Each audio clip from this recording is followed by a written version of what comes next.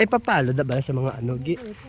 So guys, kung nakikita nyo nga, nagugutom na po yung vlogger natin guys. So tignan nyo naman. Baho pa ni sa kilikili mo, boy. So ayan, tignan nyo. Oh, ayan. Oh. Ayan sila guys. So super ano gid sila ya. Super gutom na gid sila ya guro nga duwa. Bamo, di abayabas ya. Naara muda. Hala, sige, labot, labot. Ara pipay ho, sa baba pipay ho. No, bongga si pipay. Kalabot na di si Pipay sa pulo ya. Ara si pipay nga vlogger ho. Ara si pipay nga vlogger.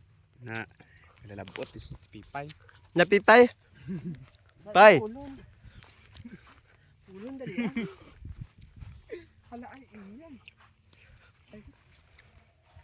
Buga ba? Muhumay.